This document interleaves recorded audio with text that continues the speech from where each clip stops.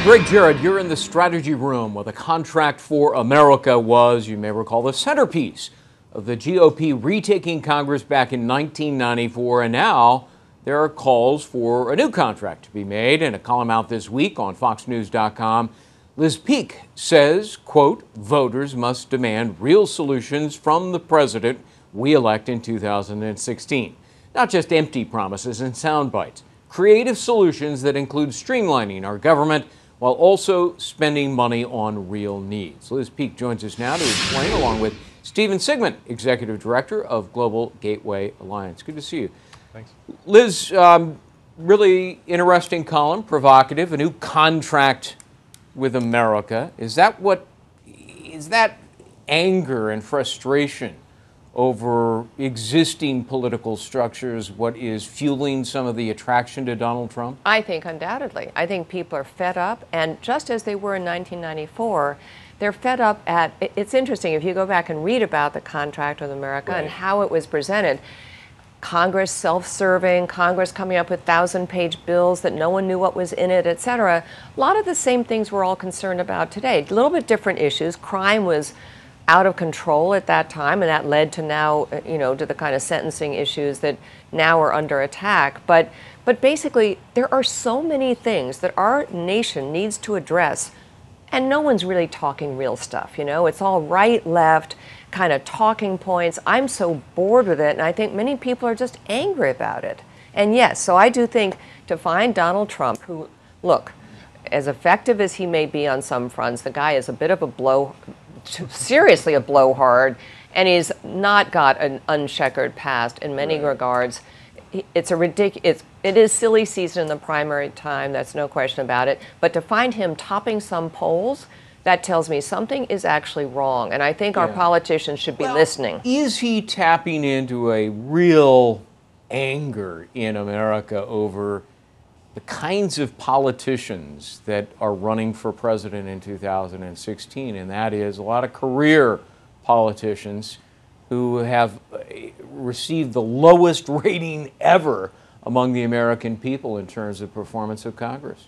Yeah, I don't think it's so much about tapping into an anger at the current candidates. I think it's more what Liz suggested, which is tapping into an anger at the current politics, right? The politics of total division, of, if it comes out of Barack Obama's mouth, the Republicans are against it. If it comes out of Mitch McConnell's mouth, the Democrats are against it. Well, Republicans backed the president on the free trade agreement. Okay. We don't do an argument over it. There's clearly a divided politics in this country. I think that's completely unarguable.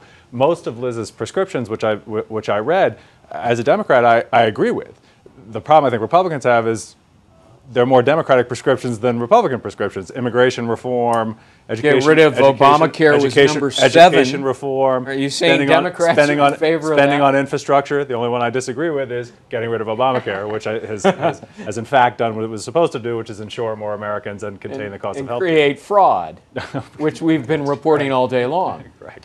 But education reform is something that Republicans should be all over, and Democrats have failed at this. And I actually give Obama credit early in his term for attempting a civil conversation on teacher reform and teacher incentives and things like that. Right. And Arne Duncan, who was put in as Secretary of Education, actually had some of the right instincts. But 2 years later, Obama was warned by the teachers' unions that they wouldn't get his backing, and he backed down immediately. We need education reform. Our schools are failing our kids. And if you're worried about income inequality, which everyone professes to be, there is no greater antidote than educating our young people. Racial tensions, educate our young people. It is appalling to me and so cynical that people oppose education reform when this is the magic wand. Is it cure everything? No, but it is essential. Right, and that's all true, and I agree with all of that except for the idea that the Obama administration has backed off any of their education reforms. They helped get Common Core put in place, and the states 45 states to pass it, some of which have backed off away from it. Arne Duncan and the president have kept with it. The insane idea of having actual standards across the board for English language, arts, and math. And the only Republican candidate who's backing it is Jeb Bush, and he's getting But the idea of reforming tenure and stuff, you have to say they ran for cover on that one. And that, look, I mean, I have been involved with schools and public education. The truth is, until you get some of these measures in place where you don't automatically have a job for life after 2 years, you're not going to win. I want to ask you, I mean, my favorite line in your column, and again, we invite you to read Liz's column entitled "It's Time for a New Contract with America." You can read it at foxnews.com. My favorite line is when you say government has gotten so big, it is now all about, quote, trying to guarantee equal outcomes instead of protecting equal opportunity. You go on to cite a myriad of examples. She's got a point, doesn't she? Yeah, absolutely she has a point. That's why I said I agree with most of it. I mean, I do think that the politics in this country need to be reformed, and I think what that takes, the outcome that Liz is talking about, what that takes, and the objective that she's talking about, is an actual honest political conversation in this country instead of just this left versus right, you're wrong, we're right, completely. And yet Hillary Clinton seems to be campaigning on precisely what Liz writes is wrong in America. I don't know that we know that right now. I think it's the beginning of her campaign. I'm not sure that we know it on the Republican side. I think you have a long way. Income inequality is a constant theme. No one disagrees. That's what Liz is talking about. Right? No, she's not. Yes, she is. Say income inequality in here? Guaranteed Where is she? Let me ask. equal outcomes. Nobody's saying guaranteed equal outcomes doesn't equal guaranteed income. Well, then income inequality is a reality in this country. Did you mean income inequality when you said that? I think that the reason the United States has been so successful since its inception is the opportunities that exist here for individuals to do very, very well.